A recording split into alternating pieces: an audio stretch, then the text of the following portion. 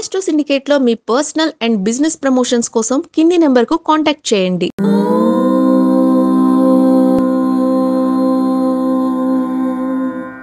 ఓం శ్రీ గురుభ్యో నమః. హరి ఓం. సర్వమంగళమాంగళ్యే శివే సర్వార్ధసాధికే శరణ్యే త్ర్యంబికే దేవి నారాయణి నమోస్తుతే. అందరికీ నమస్కారం. ఈరోజు ఒక సోదరి మనకి కాల్ చేశారు.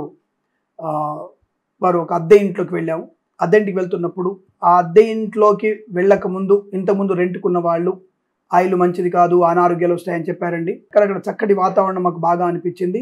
ఆ వాతావరణంలో వెళ్ళామని చెప్పి ఆ సోదరి పాపం కాల్ చేశారు. వాతావరణం బాగుంది కదమ్మా, గాలి నీరు ప్రశాంతంగా ఉంది కదంటే ప్రశాంతంగా మాకు ఎటువంటి ఇబ్బందులు లేవండి, హాయిగా ఉండవచ్చు, నో ప్రాబ్లం.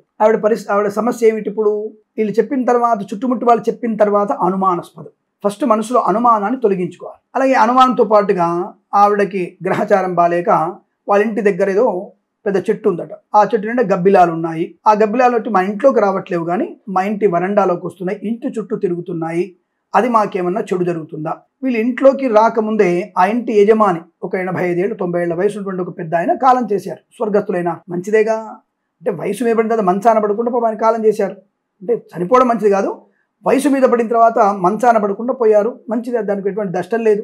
10 మంది సేవ చేయించుకోవాల్సిన అవసరం లేదు. అనాయాసైన మరణం అది జరిగింది. జరిగిన తర్వాత ఆవిడకి ఏమిటి, ఆ ఇంట్లో చనిపోయారు కాబట్టి, అంటే మా ఇంట్లో మా నాన్నగారు కాలం చేశారు, అమ్మగారు కాలం చేశారు, అంటే మా ఇంట్లో పూజలు పునస్కారాలు ఉండవా? కొన్ని ఎవరైనా మా ఇంటికి అద్దెకి వస్తే అద్దెకి ఇవ్వకూడదా? అంటే ఎవరిళ్ళలో మనుషులు శాశ్వతంగా ఉండిపోతున్నారు, శిలా విగ్రహాలు ఏమన్నా? కాబట్టి ఇంట్లో చనిపోయినని చెప్పగానే ఇంట్లో అద్దెకున్న వాళ్ళం వచ్చేసి ఉన్నంతకాలం బాగా ఉండి నీకేదో అడ్డం వచ్చని చెప్పేసి నువ్వు సరిగ్గా లేకపోతే ఇల్లు కాల్ చేయమని చెప్పిన తర్వాత ఆ ఇంటి గురించి నెగిటివ్గా మాట్లాడడం అనేది ఆ ఇంట్లో కిరాయికి ఉండి వెళ్ళిపోయిన వాళ్ళు, అంటే అద్దెకు ఉండి వెళ్ళిపోయిన వాళ్ళకి ప్రమాదం జరుగుతుంది. ఆ ఇంట్లో ఉన్నావు అంటే దాన్నే తిన్నింటి వాసాలు లెక్క పెట్టమంటారు.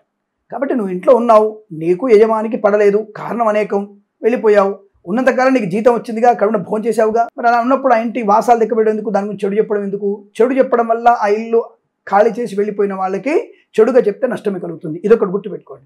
రెండవది, ఆవిడకి అనుమానాస్పదం ఏమిటి? చనిపోయినటువంటి మైండ్లో చనిపోయినారు, ఎవరో అద్దెకుండి వెళ్ళిన వాళ్ళు అనారోగ్యాలు వస్తాయని చెప్పారు, మరి వీళ్ళకి అనారోగ్యాలు కలగడం లేదు. ఇదొక విషయం పక్కకు పెట్టండి.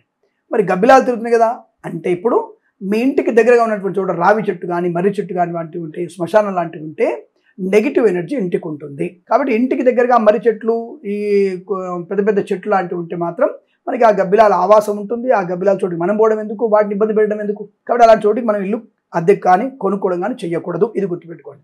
ఇప్పుడు ఆవిడ సమస్య ఏంటంటే, ఇంట్లోకి గబ్బిలాలు రావట్లేవు కానీ ఇంటి చుట్టూ తిరుగుతున్నాయి, నష్టం అని అడుగుతున్నారు.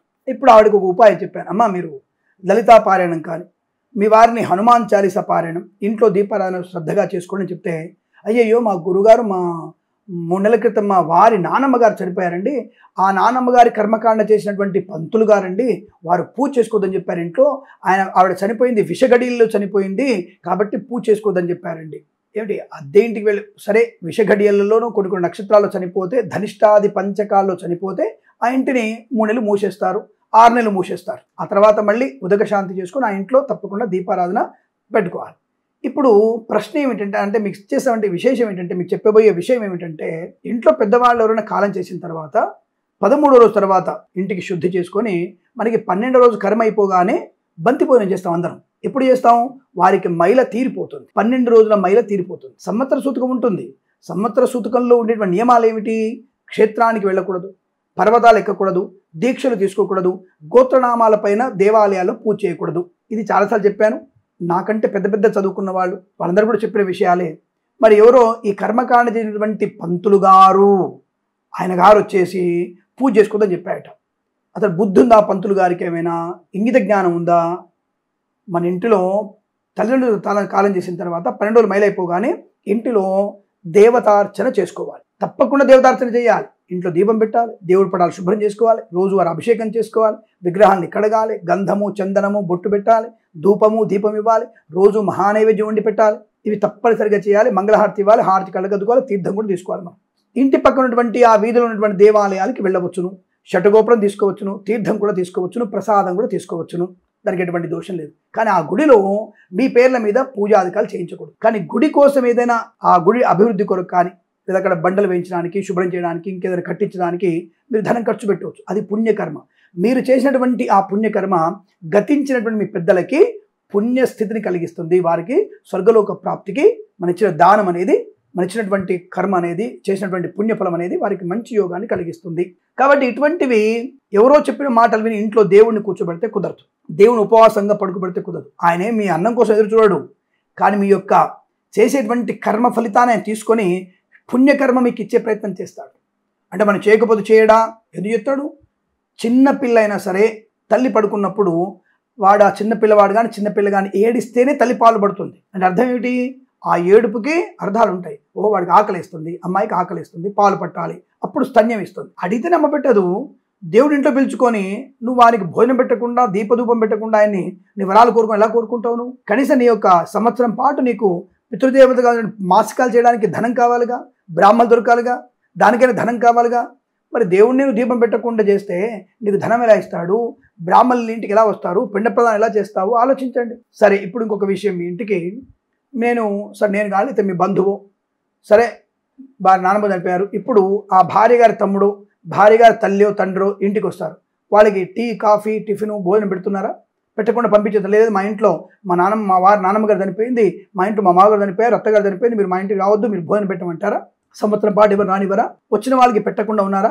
మరి అలా పెట్టినప్పుడు మరి నువ్వు తప్పకుండా దేవుడికి, అంటే ఆఫ్టర్ ఆల్ మనుషులు వస్తేనే మనం భోజనం పెడుతున్నాం, టీ కాఫీ ఇస్తున్నాం, దేవుడిని ఇంట్లో కూర్చోబెట్టుకున్నాం కదా, మరి ఆ దేవుడికి మనం తప్పకుండా విధి విధానంతో పూజాధికాలు చేయాలి కదా.